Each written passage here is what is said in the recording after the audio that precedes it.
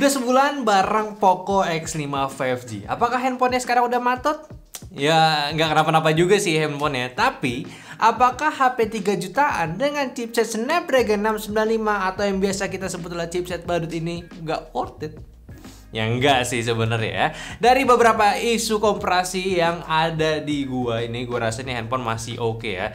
Dari generasi penerusnya yaitu si X3 NFC, terus juga kompetitor yang rilis di waktu berdekatan juga, gua rasa kalian bisa paham lah kenapa kalau ini masih rekomendasi buat kalian cuy. Anyway, gua juga udah buat video review handphone ini. Kalau lo mau cek ya silakan aja, mending cek dulu aja di baru kesini lagi gitu ya. Videonya ada di sini, oke? So, buat gua yang udah ditemenin sama HP ini, dan gue juga perlu ada disclaimer ya, jelas gue nggak sempet pakai handphone ini jadi handphone utama gue, tapi handphone ini sempat digilir ke penggunaannya ke tim gue juga di sini, dan ya handphone ini masih tetap oke lah, mostly digunain buat main game aja. Dan Poco X5 5G ini jelas bisa dipakai buat main game, itu udah nggak ada masalah. Di review gue kemarin testing gamenya aman semua, dan sampai sekarang pun belum ada perubahan performanya sama sekali. Yang gue suka dari handphone ini adalah jelas ya, gue rekomendasi juga ke kalian, yaitu pasti dari harganya dulu. Ini handphone termurah dan aman buat kalian consider. Terlepas dari minus yang ada pun bukan jadi deal breaker. 8GB, 256GB ini cuma 3,9 jutaan doang cuy. Gila sih. Ya dibanding kompetitornya ya lumayan. Hitung-hitung sih kalau lagi pengen ngincer handphone baru, apalagi bentar lagi puasa dan dapet THR, handphone ini bisa nih masukin ke keranjang belanjaan kalian dulu aja. Siapa tahu nanti ada promo dari Poconya kan. Nah, kedua, desain Poconya itu sekarang semakin normal, lebih kalem dan gak terlalu menonjolkan dari segi brandingnya. Gak gede tuh tulisan Poconya. Sekarang ya sebelah kamera aja ini udah cukup banget ya. Udah gitu warna hero-nya yang gue pegang kali itu somehow cocok gitu ketimbang warna kuning yang biasa mereka pakai. Sama ya layarnya udah AMOLED. Ya gue nggak perlu debatin lagi kenapa AMOLED, tapi ya handphone sekarang lebih baik sih udah AMOLED aja, karena ya sekali lagi ya kalau udah AMOLED itu nggak bakalan bisa balik ke IPS cuy. Itu mantep banget. Apalagi ini udah 120Hz juga, jadi layarnya smooth pula. Ya paling minusnya sih satu, udah AMOLED tapi belum stereo, belum komplit emang ya. Cuma sih karena gua ada TWS buat main game juga ya, jadi nggak terlalu bermasalah. Tinggal connect aja ke handphonenya dan udah tanpa latensi main gamenya.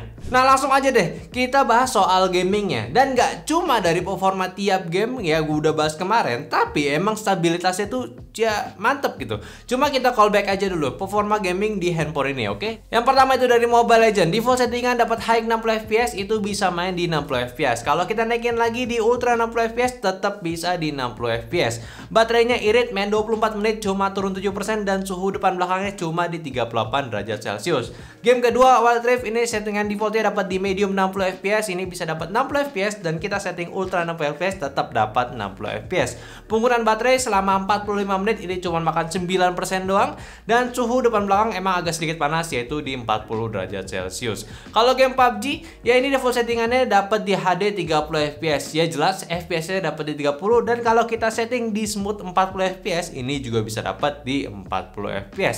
Kalau kita main selama di 14 menit cuma turun 2% doang, dan suhu penggunaannya ini cukup adem yaitu depannya itu di 37 derajat Celcius dan belakangnya di 36 derajat Celcius. Game keempat yaitu CODM, default settingannya dapat high ya 60fps, dan settingannya dapat di 60fps. Kalau kita naikin lagi di very high max itu tetap di 60fps rata-ratanya.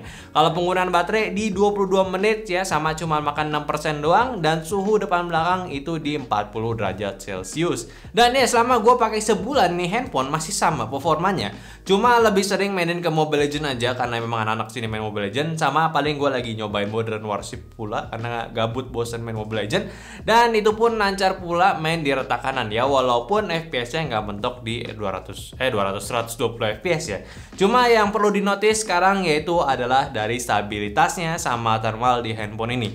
Sejauh ini gue belum menemukan kondisi jelek pas lagi main game cuy. Ya gue sesuaiin aja sama base setting tiap gamenya, sama yang kayak tadi kita bahas. Ini aman banget. Kayak throttling CPU-nya pas dites itu hijau, ya memang hijau cuy, hasilnya stabil. Gue push rank Mobile Legends itu lancar, nggak drop FPS. Terus juga untuk suhunya bener-bener aman cuy. Tangan lu tuh nggak bakalan kebas pakai si handphone pun. Ya kita pun juga pakainya nggak pakai case lagi, kayak udah tinggal main aja lah, malas pakai case gitu. Jadi kalau lu bener-bener ngincer performa gaming yang stabil, ya handphone ini bisa gitu. Sama soal baterainya, ini tergolong irit juga. Dan gua nggak bilang ya ini lebih awet dibanding HP 695 lainnya. Cuma memang chipsetnya ini bener-bener udah cukup powerful dan efisien. Jadi ya happy gaming aja lah pakai ya handphone gaming ini. Ini kok kayak lama-lama gue jadi suka gitu sama 695. Ini parah nih, nggak boleh diperlamain ya. Yaudah, terus sekarang kita bahas experience-nya saat menggunakan handphone ini. Yang gue sayangkan itu sebenarnya cuma satu aja cuy. Ini handphone rilis pas Xiaomi pula lagi rolling out MIUI 14 ya cuy.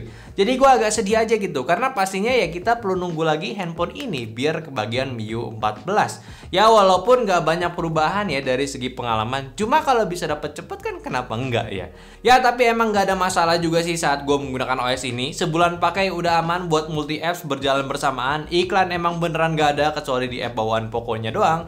Jadi ya surprisingly gue nggak dibikin sebel saat pakai handphonenya. Bahkan buat di penggunaan saat di luar ruangan ini juga nggak bikin gue perlu neduh dulu biar bisa lihat handphonenya secara jelas ya, karena ini udah AMOLED, tingkat brightness-nya lebih tinggi, jadi lebih cool lah kalau dipakai jalan. Terus handphonenya juga enteng buat dibawa-bawa, jadi ya nyaman-nyaman aja gitu. Kalau soal kamera ya udahlah ya, udah sekedar foto ini udah bagus sebenarnya di handphonenya. Ya walaupun memang nggak sewah si X-Ray NFC yang bisa 4K sama punya stabilizer untuk videonya. Ya sebenarnya lu tinggal pakai buat foto aja gitu, kayak foto bareng keluarga, buat dipakai kerja kayak foto-foto laporan. Ya ini sebenarnya udah cukup banget gitu. Jadi buat Poco X5 5G sih ya, untuk di harganya itu udah pasti punya plus minus tersendiri. Ini jelas wajar karena ada harga ada barang, tapi barangnya Poco kali ini sih bukan masuk di kategori yang jelek. Kayak gue bilang kemarin aja nih, emang nih handphone dibadutin sama si Snapdragon gitu, tapi badut Disneyland cuy, kelebihannya masih bisa nutupin kekurangan di handphone ini. Ini beneran deh. Kayak gue liat komenan kalian aja yang kemarin kayak soal mending-mendingin AMOLED sama speakernya gitu ya. Ya ini mungkin sekedar diskusi kalian yang belum pernah coba aja mungkin ya. Emang kalau speaker sih jelas downgrade ya, tapi cuy kalau AMOLED ini udah nggak kayak AMOLED pas baru-baru keluar yang ngeri banget kena burn-in cuy. Sejauh ini ya handphone gua yang pakai punya AMOLED gitu, atau bahkan teman-teman gua yang handphonenya udah AMOLED juga, belum pernah sih gua dengerin kedapatan sama layar burn-in lagi. Jadi bisa dipastiin sih mungkin kejadiannya ini ya karena cara pakainya aja gitu yang salah. Kayak lu screen time out itu dibikin lama atau bahkan nggak pernah mati, ya itu sih menurut gua tidak direkomendasikan. Cuma memang setelah gua telaah lagi nih, handphone itu bukan jadi sekedar spek killer aja sih. Poco tuh kayaknya mau ngejadiin HP casual killer gitu sekarang. Kayak tetap ekstrim, tapi ya konteksnya itu casual. Kayak dipakai harian oke, buat foto oke, terus gaming ya oke banget. Hampir di segala sektor ya kayak punya kelebihannya tersendiri. Dan selama sebulan pun gua bolak-balik pakai handphone ini juga nggak bikin mengecewakan gua. Bahkan walaupun kita juga udah ada si 69 yang lain di sini, handphone ini punya nilai spesial tersendiri lah. Jadi mindset gue tuh belum berubah gitu semenjak gue review handphone ini kemarin. Jadi kayak gue mungkin agak jahat nih gue ngomongnya, kayak ini one of the best badutnya Snapdragon cuy ya. Jadi ya gitulah ya, nggak perlu lagi gue bahas soal harganya, ini sih udah murah banget. Jadi kalau kalian mau beli ya udah gue approve lah. Oke, mungkin itu aja dulu pembahasan gue dari sebulan pakai si Poco X5 5G. Tolong bantu share video ini ke teman-teman kalian yang lagi masih ragu gitu ya sama Poco ini matut nggak sih? Ya sejauh ini enggak gitu. Dan jangan lupa kasih pendapatnya di kolom komentar, atau mungkin kalau kalian udah beli sama Poco X5 5G, coba kasih testimoninya di kolom komentar. Mungkin nanti gue bisa kasih ke orang Poconya buat jadi input ke next gen si Poconya. Oke? Dan jangan lupa juga untuk follow semua sosial media kita yang ada di Instagram, TikTok, Facebook, dan Discord, yang semua link ada di deskripsi. Let's go. Bye bye.